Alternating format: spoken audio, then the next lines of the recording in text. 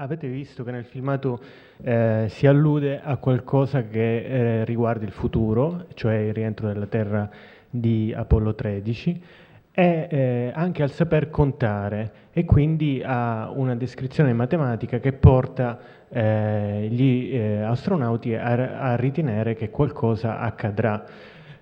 È un fatto questo, che l'uomo riesca tramite la descrizione matematica a volare, ma a fare anche molte altre cose, per esempio spiegare i fenomeni, spiegare il mondo in cui vive.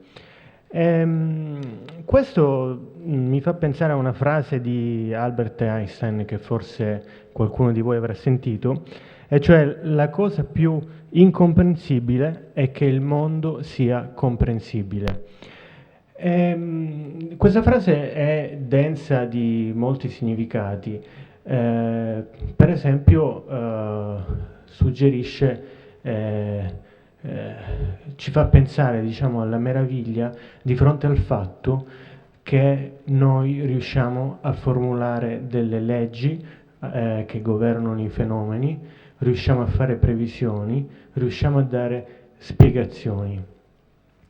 Io vorrei che questo senso di meraviglia nei confronti di questo potere della matematica sia in un certo senso il punto di partenza di questo incontro, è il punto di partenza anche per tutta una serie di domande.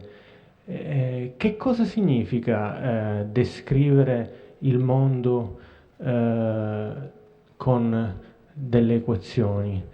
E in che cosa il linguaggio matematico differisce da altri linguaggi? E perché ci fornisce delle spiegazioni? Per esempio, per voi per coloro i quali stanno studiando a scuola, allora non so, la geometria analitica, i modi di risolvere differenti tipi di equazioni, a che cosa serve? È così un gioco fine a se stesso, oppure state, come dire, state imparando a usare degli strumenti che vi aiuteranno un giorno a capire anche mondi che sono molto lontani da quello in cui vivete, no? Dalla microfisica alla cosmologia, eccetera. Allora, questa sera noi vogliamo provare a rispondere a queste domande. Dico provare perché la questione è molto complessa ed è anche una questione assai profonda, perché pensate che l'uomo delle caverne si è evoluto e è arrivato a riuscire a formulare delle teorie che gli consentono di capire di più il mondo in cui vive, e lo ha fatto in un certo senso come? Se diamo retta, diciamo, alle ricerche che dicono che noi possediamo delle conoscenze matematiche innate, allora forse possiamo pensare che questa nostra capacità di descrivere il mondo è in qualche senso un adattamento, è il modo, questa capacità è stata selezionata per riuscire a convivere nel mondo di medie dimensioni, quello che vediamo in cui viviamo. Però vedete, se ci riflettete, c'è molto di più di questo, perché noi in realtà non solo riusciamo a descrivere il mondo in cui viviamo, cioè il nostro ambiente, ma anche mondi che sono molto lontani da quelli quotidiani, cioè per esempio l'infinitamente piccolo o l'infinitamente grande. E allora c'è qualcosa di più, la matematica forse asseconda anche la nostra tensione verso la verità, e quindi fa molto di più che semplicemente aiutarci ad adattarci all'ambiente. Allora, diciamo, a guidarci in questo viaggio tra matematica, realtà, conoscenze, eccetera, ci sono due persone. Allora, inizio dalla mia sinistra: Giuseppe Longo, che è docente di teoria dell'informazione alla Facoltà di Ingegneria dell'Università di Trieste. Allora, io ho una conoscenza diretta del professor Longo perché sono stato suo allievo in un corso molto particolare in cui leggevamo romanzi scientifici e li analizzavamo. Allora voi vi chiederete come mai un professore di ingegneria che insegna qualcosa che ha a che fare con la letteratura. Beh, è molto semplice perché Longo è uno di quei pochi intellettuali che ha approfondito molti campi della conoscenza, dando contributi anche importanti, originali in tutti questi settori. Per esempio ha scritto saggi sulle conseguenze sociali dello sviluppo tecnologico, ma è anche autore di romanzi e racconti, è traduttore, è anche attore di teatro forse anche fra un po'. Allora ho fatto riferimento proprio a questa multidimensionalità perché stasera ci aiuterà a capire quali sono le peculiarità del linguaggio matematico e quali sono le differenze con altri linguaggi, magari il linguaggio di un romanzo, di una poesia, che in qualche modo ci danno anche la possibilità di vedere anche loro un barlume di verità. Alla mia destra invece il professor Alessandro Marani, che è già professore di climatologia e meteorologia all'Università Ca' Foscari di Venezia. Credo che qui non abbia bisogno di presentazioni, ma io voglio solo ricordare che ha contribuito, diciamo, a rendere noti in Italia e forse anche a livello internazionale i problemi di Venezia. Ed è una di quelle persone che ha parlato di ambiente anche in tempi in cui non andava di moda e in cui i problemi dell'ambiente non erano così purtroppo urgenti come quelli di adesso. E io sono lieto della sua presenza perché la sua grandissima competenza nel campo della modellistica matematica ci aiuterà a capire con un esempio concreto che cosa significa fare un modello. Facendo questo ci aiuterà anche a capire quali sono le caratteristiche generali del metodo scientifico. Quindi allora il programma è questo: adesso parlerà il professor Marani e getterà, come dire, le basi di questo incontro, poi il professor Longo farà delle riflessioni su tutto questo e poi noi vorremmo che questo incontro fosse una conversazione fra noi e voi, e quindi diteci quello che pensate, diteci anche la vostra esperienza, per esempio la vostra esperienza di voi ragazzi con la matematica. E niente, quindi possiamo dare il via. Allora la parola a lei, professor Marani. Allora, signore e signori, buonasera. Questa volta tocca a me, ho sempre cercato di evitarlo, però stavolta mi tocca parlare, perché dopo 14 eventi di Chiaramente Scienza, questo è il 15°, era opportuno precisare i significati della parola scienza. E non abbiamo trovato un relatore che ci spiegasse il metodo scientifico nell'ottica che ci interessa. Perché chiarire il significato del termine scienza? La risposta è semplice. Scienza ed il corrispettivo aggettivo scientifico sono termini spesso usati a sproposito, magari per dare nobiltà ad argomenti poco nobili, o quantomeno sono usati in modo improprio. Si pensi ad esempio alla locuzione scienze occulte ed all'attributo scientifico usato per alcuni giochi di destrezza. Ma ci interessava anche illustrare il ruolo della matematica nei processi scientifici, al fine di smitizzare molti pregiudizi verso una disciplina troppo spesso maltrattata e con gravi implicazioni pedagogiche. Voglio ricordare che uno dei grossi problemi della scuola italiana oggi è che gli studenti raramente scelgono le lauree scientifiche. Per essere chiari, ricordiamo che la matematica ha due facce, una che riguarda la disciplina in quanto tale ed una faccia che riguarda la disciplina come strumento per fare i conti. Ed è questa seconda faccia alla quale io farò riferimento. Immagino che Giuseppe parlerà un po' più della prima faccia della matematica. Ed entriamo nel problema. Adamo ed Eva, e non preoccupatevi, arrivo subito al dunque. Adamo ed Eva, dopo aver mangiato la mela, sono stati costretti a costruirsi da soli le loro conoscenze. Il professor Mainardi, al secondo incontro di questa serie, eravamo nel 2005, parlando delle specificità degli esseri viventi, ci ha spiegato che quella degli uomini è la conoscenza. E da Adamo ed Eva ad oggi gli uomini hanno raccolto dati e nozioni di ogni tipo, accumulando e tramandando conoscenza prima oralmente, poi con la scrittura e infine con i supporti metodici.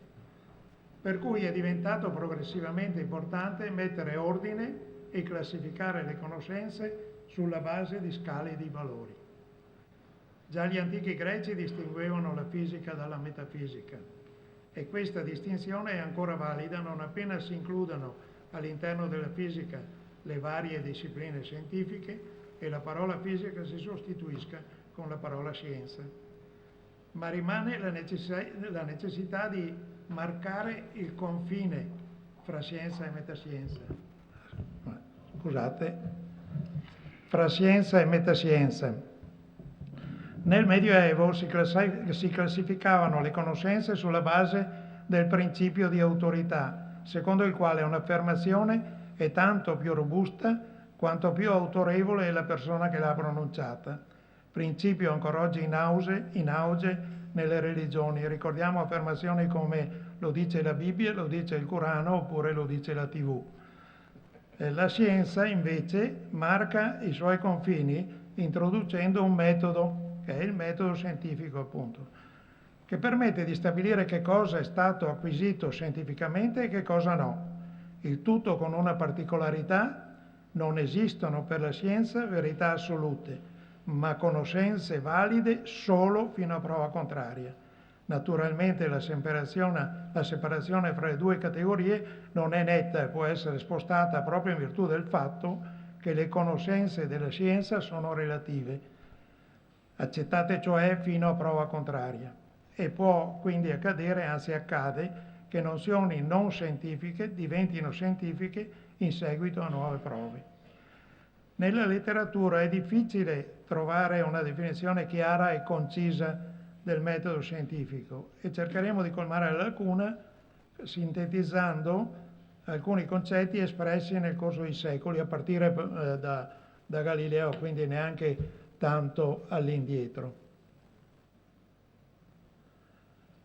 Ecco, in effetti non è che manchino definizioni, forse di definizioni ce ne sono anche troppe, mancano definizioni precise perché diciamo il discorso ufficiale è generalmente portato avanti dai filosofi della scienza in particolare, i quali danno spesso delle definizioni qualitative abbastanza fumose e per molti aspetti anche ambigue. Gli scienziati purtroppo, che sanno di che cosa parlano, o generalmente sanno di cosa parlano, non si pronunciano.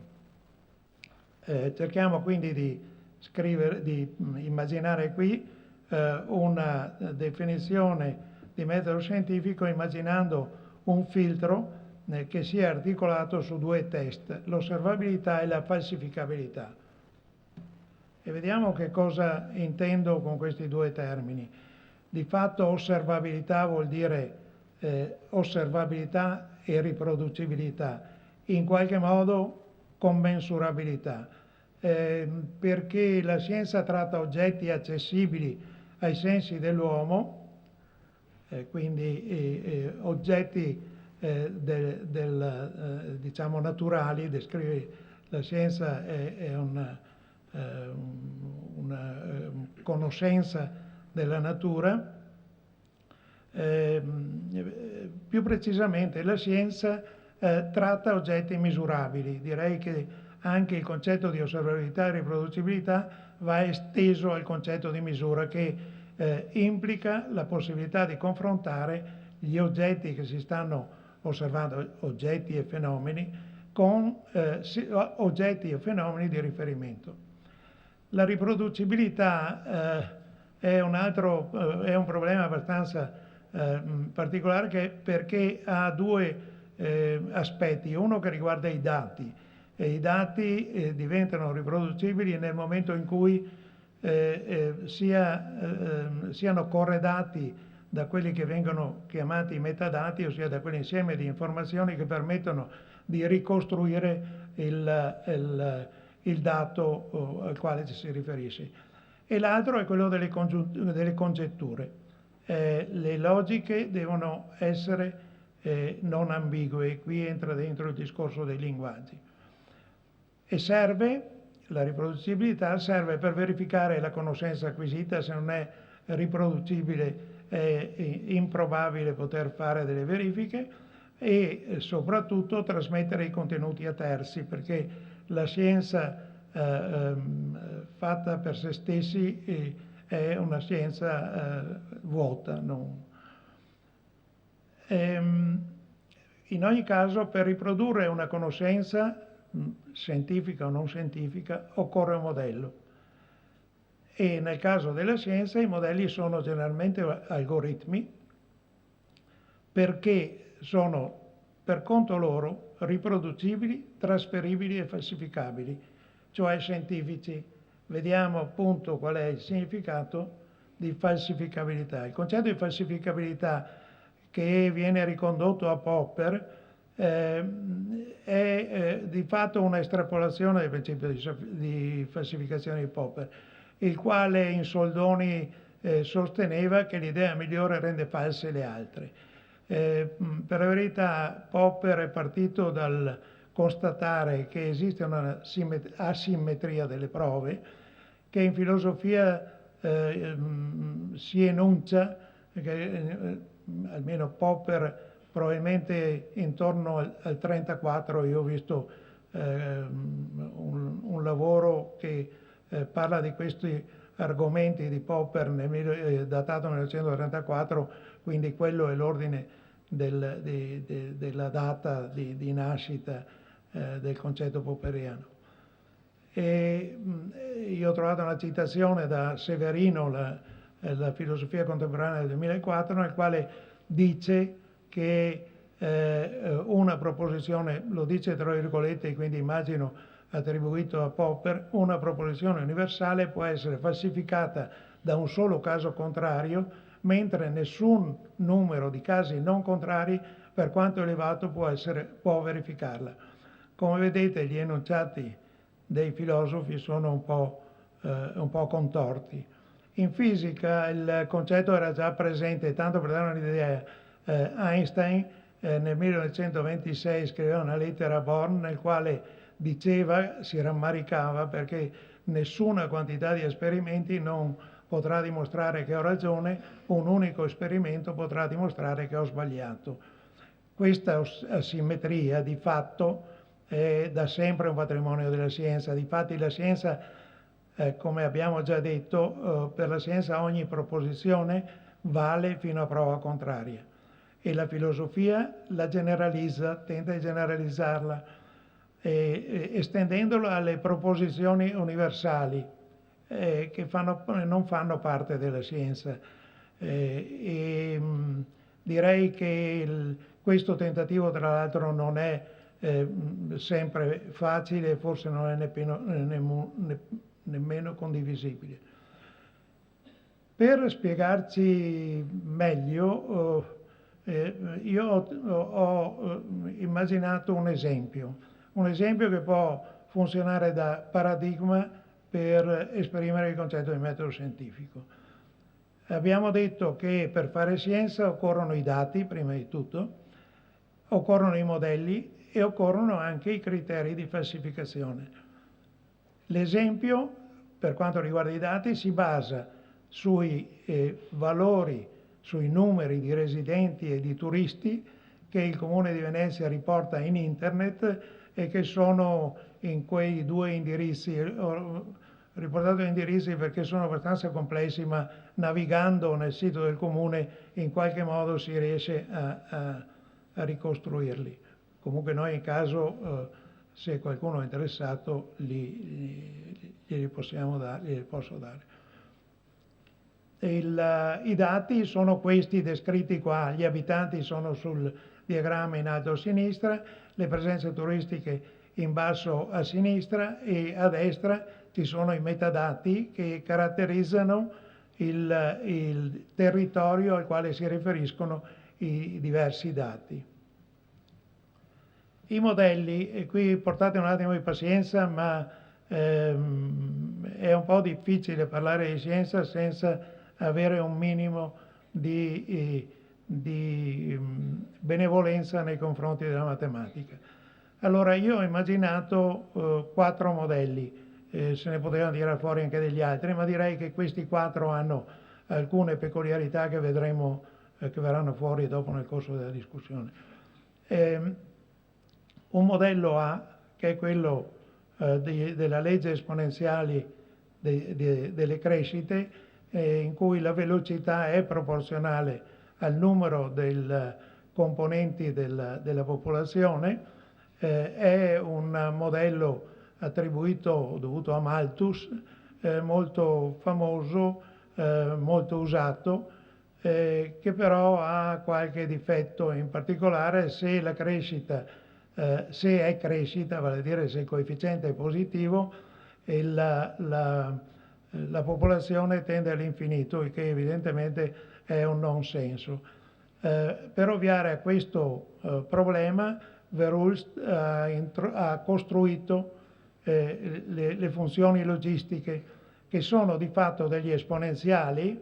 Vedete il termine esponenziale che è rappresentato dall'1, e corretti per delle interferenze intraspecifiche, vale a dire all'interno della specie. Il modello successivo, modello C, è un modello che è dovuto a Volterra-Lotka, o meglio una generazione di Volterra-Lotka, il preda-predatore, nel quale il termine esponenziale, solito 1 tra parentesi, è corretto per effetto di un'interferenza fra le specie rappresentato dal prodotto n per m, perché la probabilità che ci siano delle interferenze fra individui delle due specie è evidentemente proporzionale al prodotto del numero di individui delle due specie. Infine il modello D è diciamo la somma dei 3 precedenti tiene conto di un termine esponenziale, che è l'1, più un termine di interferenza intraspecifico, più un termine di interferenza interspecifico, che è questo terzo. Ho catalogato come modello D anonimo il modello D, e vedremo fra un po' perché. Intanto diciamo, avevamo detto che c'era bisogno dei dati e dei modelli, ma anche dei criteri di falsificazione. Io ho usato come criterio di falsificazione il fatto che la qualità di un modello è dato dalla capacità di interpretare i dati. Questa capacità si misura misurando la distanza tra le valutazioni del modello e i dati. Nel nostro caso tale distanza è stata assunta, quindi non è l'unico modo di calcolarla, ma è un modo corrente, è rappresentata dalla somma dei quadrati degli scarti, che ho indicato con SQS, tra i valori calcolati e i valori sperimentali. L'indicatore SQS funziona come falsificatore perché fra 2 modelli a confronto vale quello con il punteggio migliore per SQS. Vale a dire, io non posso confrontare 2 modelli, io confronto un modello con i dati sperimentali, l'altro modello con i dati sperimentali, quello che ha un ranking migliore evidentemente lo adotto come quello migliore, quello più più adatto, ossia quello che falsifica l'altro. Per considerare i modelli che abbiamo visto senza fare conti, ho programmato 4 fogli elettronici di una cartella Excel. I fogli elettronici, non so se si vede, i modelli sono indicati nelle linguette in basso, per cui questo che è il modello A è caratterizzato da un modello che è dato in termini differenziali da quelle 2 equazioni a sinistra.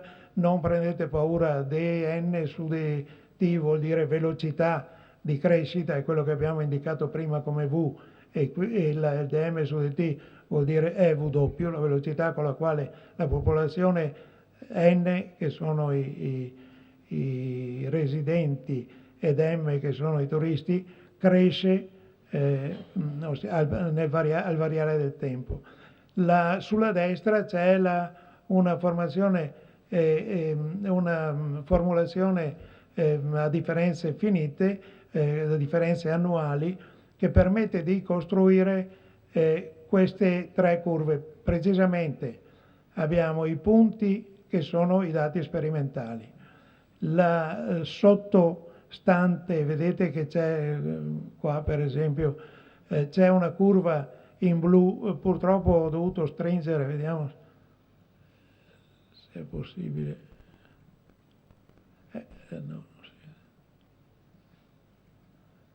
ho dovuto, ecco qua si intravede la curva blu, è sostanzialmente l'interpolazione o meglio è l'estrapolazione anno per anno dei dati sperimentali.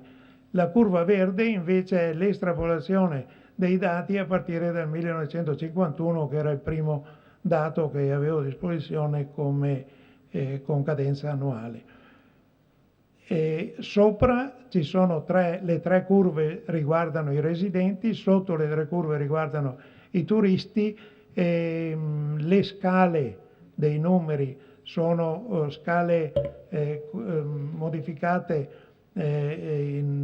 solo per fare in modo che le 2 curve rimangano nello stesso diagramma, ma i numeri riguardano le decine di migliaia per quanto riguarda i residenti e i milioni di presenze per quanto riguarda i turisti. Qui vediamo i valori di SQS corrispondenti ai parametri. Vi faccio vedere cosa succede se io cambio un parametro.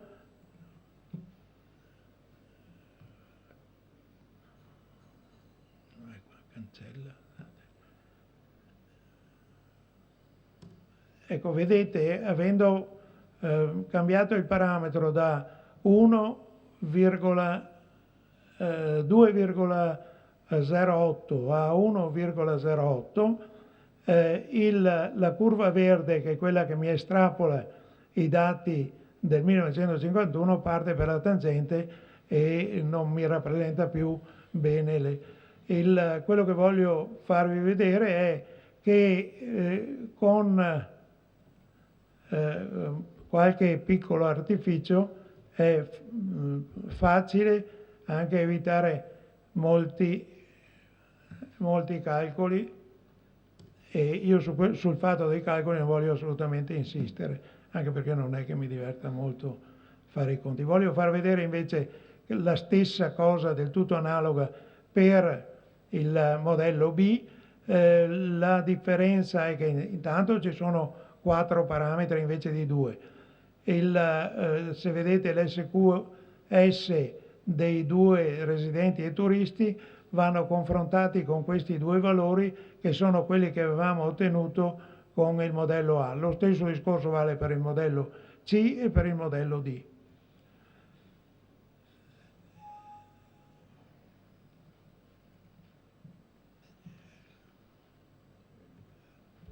Ecco, allora a questo punto ci siamo costruiti gli strumenti per parlare del metodo. Come funziona il metodo?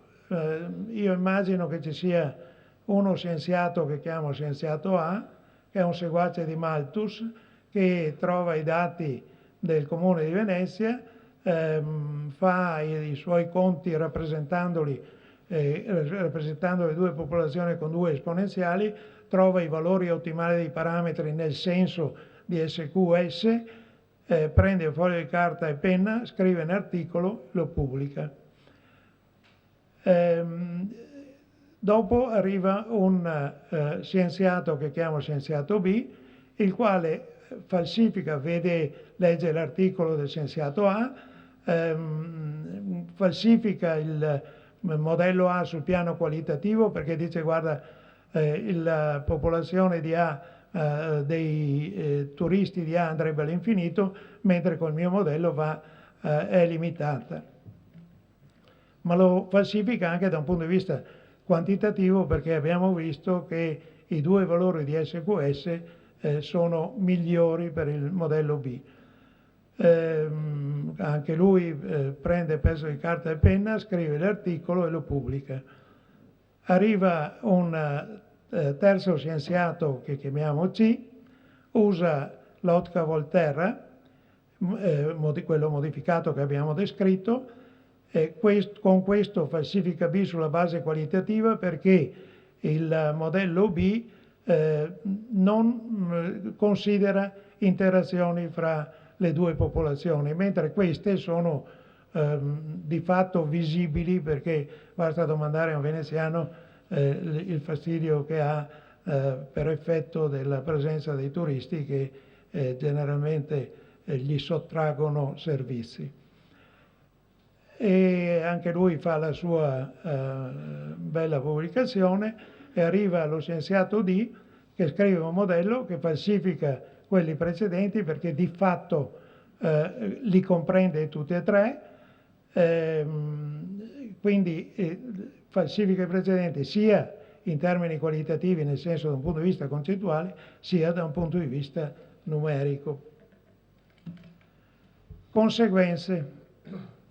Allora, considerando quello che abbiamo visto, possiamo dire che C mostra che un modello può essere falsificato anche su base qualitativa, ossia non sempre è necessario ricorrere a una classificazione numerica, ma diciamo questa quando c'è è sicuramente molto utile per fare le classificazioni. D chiude un ciclo che sembra induttivo, ma lo schema è composto da 4 cicli deduttivi. Questo è un grosso problema che è venuto fuori con Popper, perché fino ad allora la gente continuava a dire che i metodi della ricerca erano due, quello induttivo e quello deduttivo.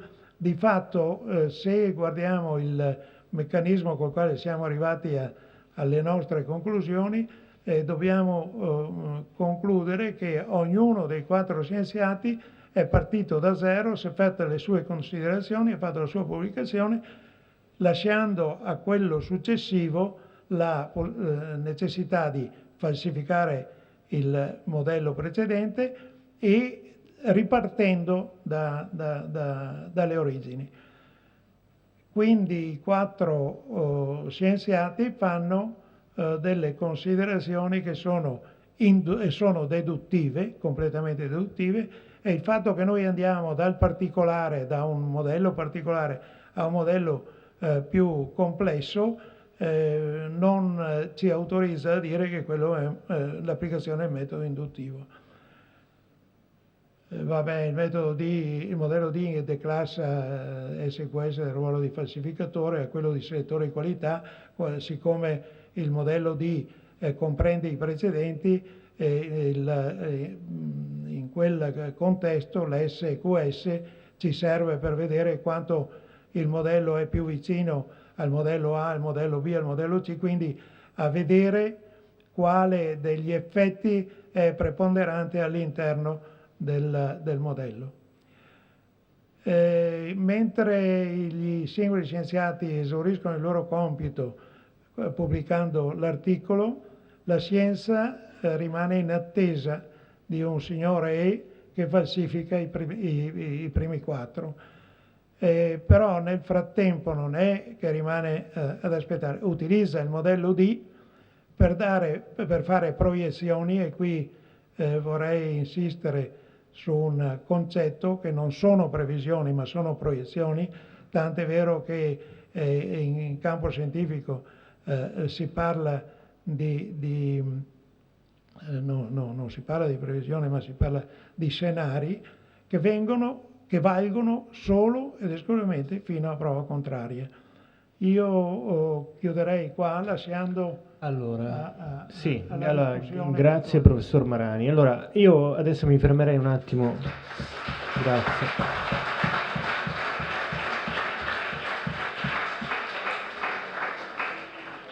Allora, insomma, abbiamo visto in questi PowerPoint delle lettere, dei simboli, eccetera. Allora, io chiederei al professor Longo, ma insomma, che caratteristiche ha questo linguaggio? Che significa? Come si fa poi in effetti a descrivere la realtà? Poi noi insomma usiamo normalmente il linguaggio ordinario e poi passiamo a un altro tipo di linguaggio. E poi davvero possiamo usarlo per descrivere qualunque cosa? Ecco, professore, ci aiuta un po' a capire tutto questo. Allora, come dicono i politici, mi consenta, no? Perché la prendono sempre molto alla larga. Infatti io voglio cominciare con uno scenario che si svolge in una foresta primitiva, preistorica.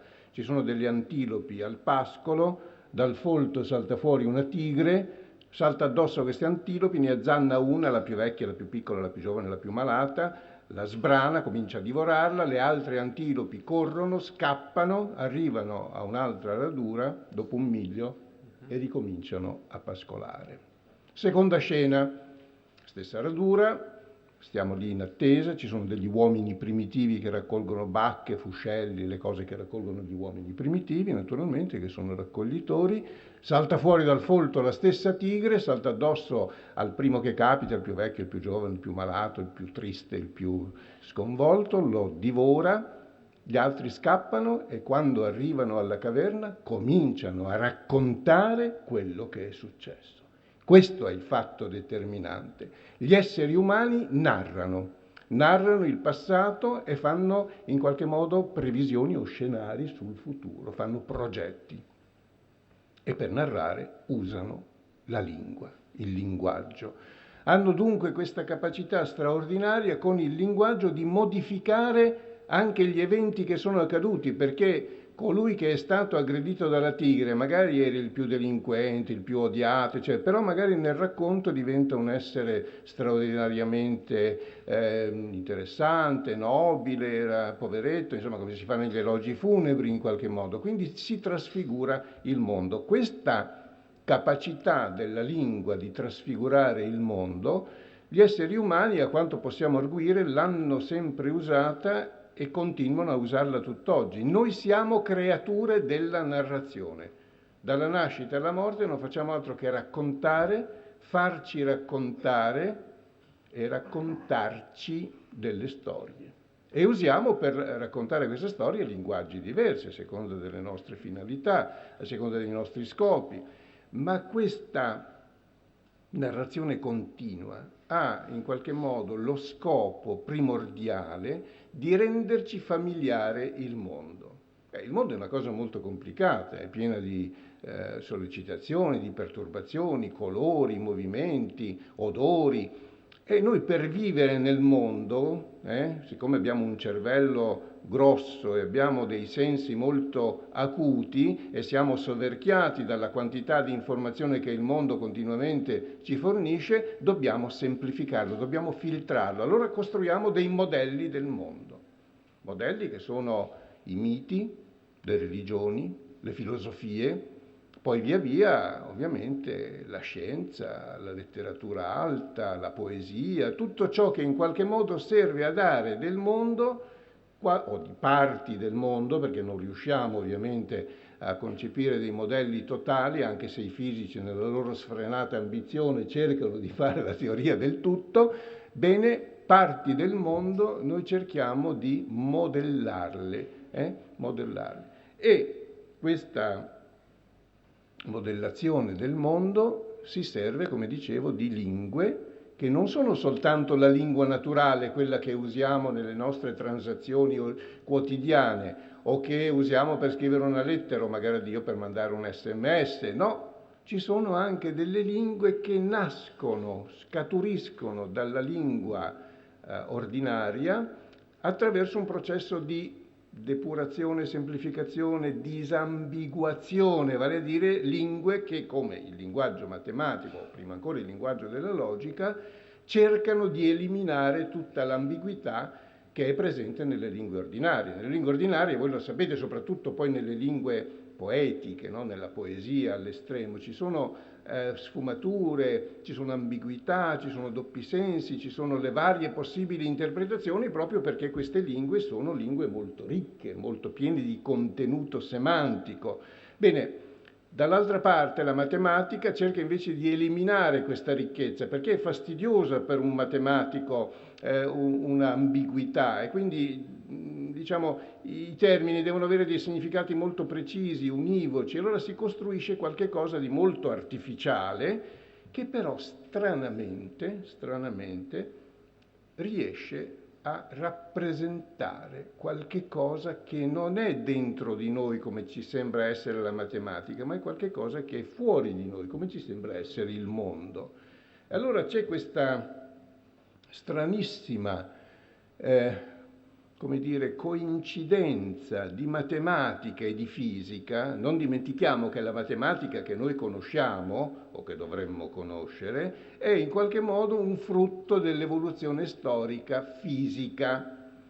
È stata la fisica la regina delle scienze fino all'altro ieri, adesso sembra che la biologia cominci ad avere un'importanza crescente. Alcuni ritengono che il secolo della fisica sia stato il Novecento e che adesso si apre il secolo della biologia, staremo a vedere, però certamente la matematica che si è sviluppata nel corso della storia è una matematica adatta a descrivere i fenomeni fisici che hanno certe caratteristiche rispetto ai fenomeni biologici. Infatti per la biologia noi stiamo cercando ancora una matematica, ancora non abbiamo trovato questo linguaggio formale che ci consente che cosa? Questa è una cosa interessante.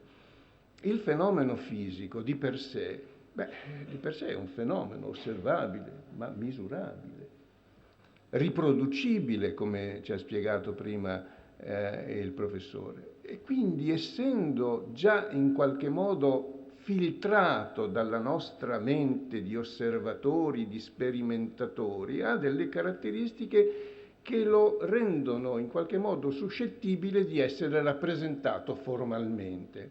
Allora noi cominciamo a descrivere un fenomeno, costruiamo un grafico dell'andamento di una certa popolazione, come abbiamo visto, cerchiamo di interpolare e di estrapolare i dati che abbiamo potuto osservare secondo una pre-teoria, che poi diventa una teoria formalizzata, e ci accorgiamo che se ci abbandoniamo al formalismo matematico succede una cosa straordinaria.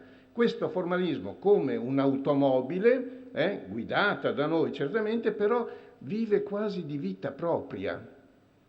E ci sono molti esempi nella storia della scienza, in particolare appunto della fisica, in cui l'applicazione di un formalismo a una situazione ci offre delle alternative che lo scienziato non aveva previsto.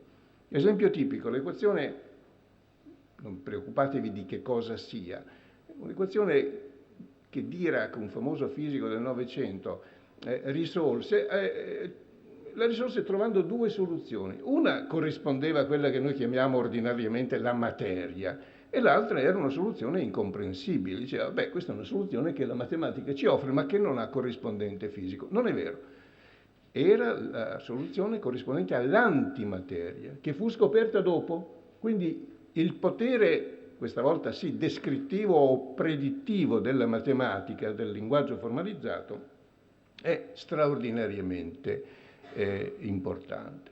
Quindi la matematica serve per rappresentare, ma serve anche per dare una spinta in qualche modo alla ricerca scientifica, almeno nel campo fisico. Vorrei citarvi quello che dice Eugen Wigner, Eugene Wigner era un fisico, non so se sia ancora vivo veramente, ma mi auguro di sì, persona estremamente acuta, il quale proprio nei confronti di questo problema che assilla gli scienziati ormai da molto tempo, direi da secoli, anche se la coscienza, la consapevolezza di questo problema è venuta di recente, scrive un articolo intitolato La irragionevole efficacia della matematica nelle scienze naturali. Irragionevole efficacia.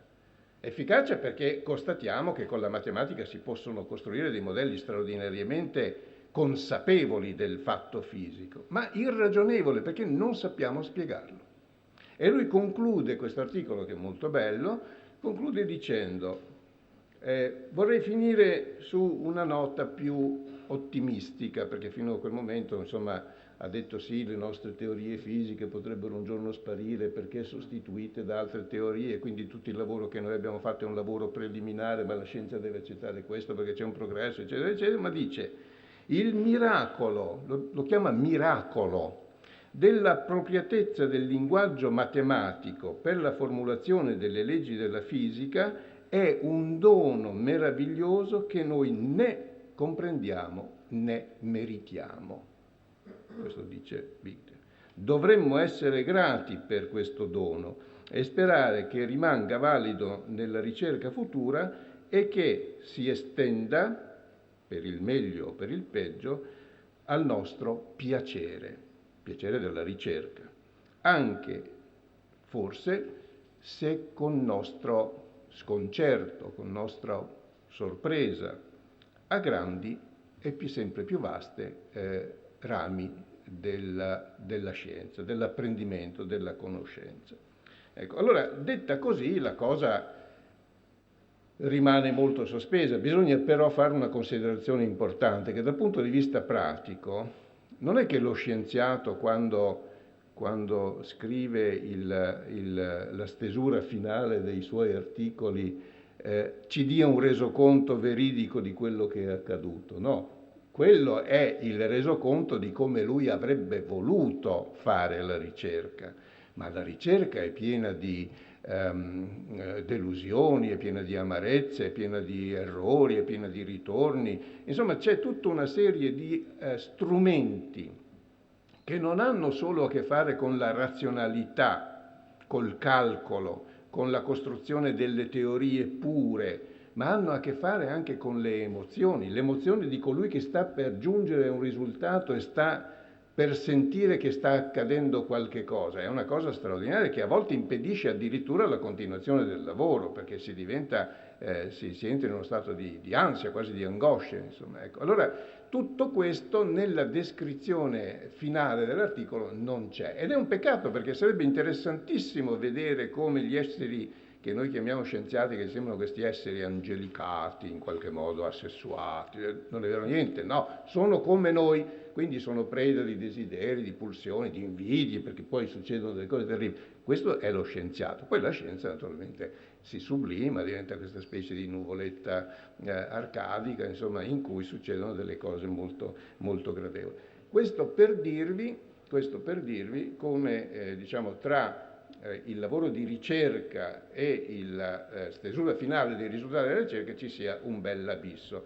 E il lavoro di ricerca, come dicevo, avviene nello scienziato usando tutte le armi a sua disposizione, le armi dell'intuizione, le armi del ricatto sentimentale verso se stessi, usando, ho parlato con un grande cosmologo francese, usando addirittura quegli archetipi dell'umanità di cui parlano Jung, eccetera, eccetera, che hanno un'influenza. Dunque la scienza non è un'impresa pura. Come non esiste la purezza della razza, la purezza della lingua, non esiste la purezza della scienza. La scienza è un'operazione molto intrisa di tante componenti, di meticciamento, ed è questo che la rende interessante, perché se fosse una cosa soltanto, in qualche modo, algida, razional computante, respingerebbe ancora più di quanto non respinga. Ecco, perché della scienza si vorrebbe dare un'immagine, come dire, imperturbata, no? analgesica, anodina, uso dei termini un po' evocativi. Ebbene, non è vero. La scienza è intrisa di umanità e l'umanità è qualcosa di estremamente variegato, estremamente meticciato. Dicevo, qui mi avvio alla conclusione, che ci sono vari tipi di narrazioni. La scienza è un tipo di narrazione che si è costituita piano piano nei secoli, si è separata dalla filosofia, una volta si chiamava la filosofia naturale in qualche modo, quindi aveva a che fare con la natura, ma era ancora fortemente intrisa, diciamo, di quell'a priorismo metafisico. Cosa facevano gli antichi greci? I greci sono stati maestri in tutto, e a volte maestri anche, come dire, castranti, perché ci hanno impedito di fare dei progressi. Noi siamo andati molto dietro ad Aristotele. Beh, Aristotele, che era una persona di una genialità spaventosa, aveva i suoi preconcetti. Tra i suoi preconcetti c'era quello che non bisognava osservare il mondo per fare la fisica. La fisica era una cosa che aveva a che fare con l'intuizione, con le teorie filosofiche, con la metafisica in sostanza, come Platone. Anche Platone, i greci avevano questa mentalità teorica, cioè osservavano con l'occhio della mente. Guai fare un esperimento, sarebbe stato degradante.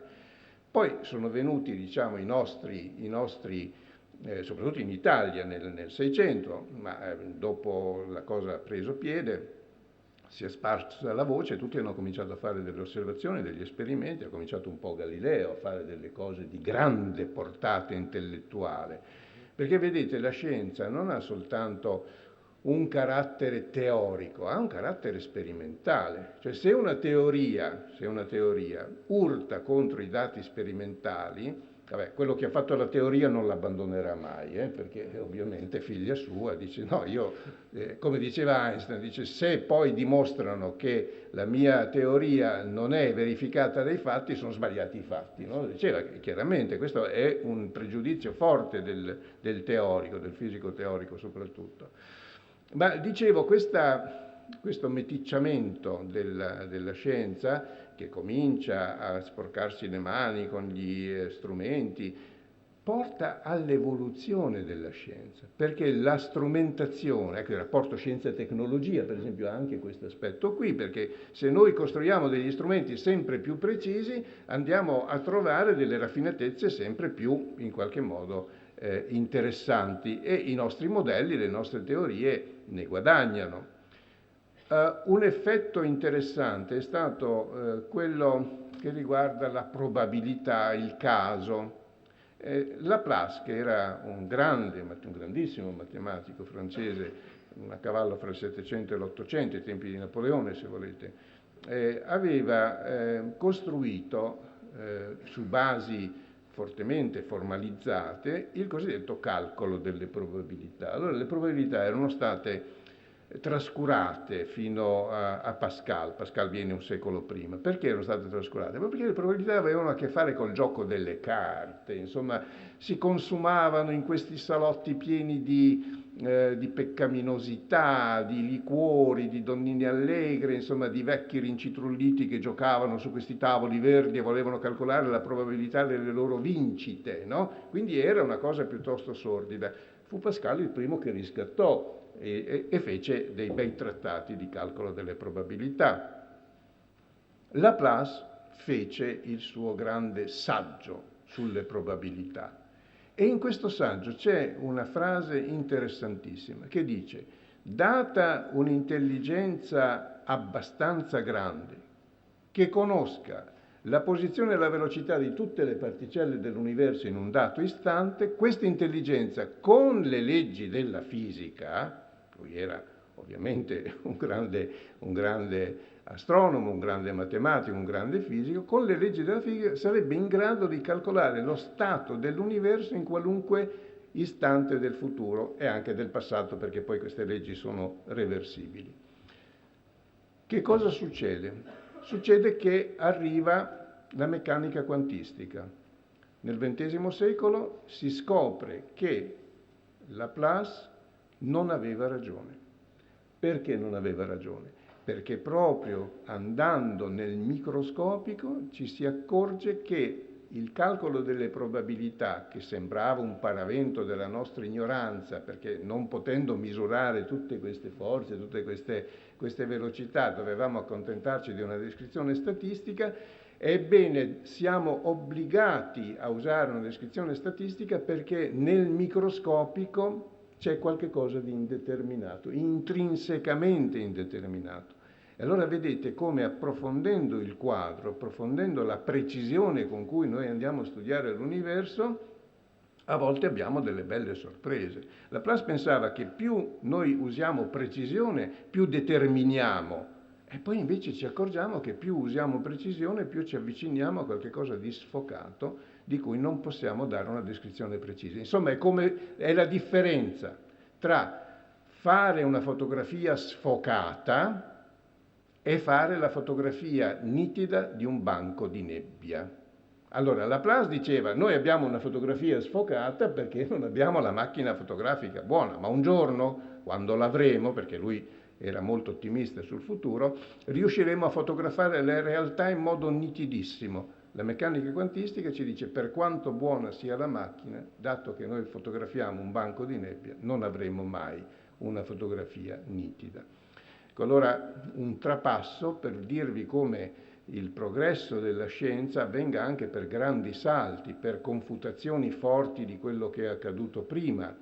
Voglio concludere con una domanda che mi ha fatto Luca Sciortino a proposito dei linguaggi. Bene, non tutto ciò che è formalizzabile è importante e non tutto ciò che è importante si può formalizzare. Per esempio diceva Norbert Wiener, che era un grande matematico del Novecento, certe discipline, lui aveva l'accortezza di non usare il termine scienza come si fa oggi per tutto, certe discipline, diceva, come la psicologia, l'antropologia e così via, non si possono formalizzare e non si devono formalizzare. Non si possono perché hanno come oggetto qualche cosa di enormemente complesso che è l'essere umano, per il quale non abbiamo ancora e forse non riusciremo mai a costruire dei modelli matematici o dei modelli formali. Ma non si deve nemmeno, perché la costruzione di un modello semplificherebbe tanto il nostro oggetto da renderlo in qualche modo banale. Se voi volete costruire le equazioni dell'uomo, probabilmente o non ci riuscite oppure andate a finire nella banalità. E oggi sentiamo spesso delle ricerche che si ammantano dell'aggettivo scientifico che invece sono delle pure banalità.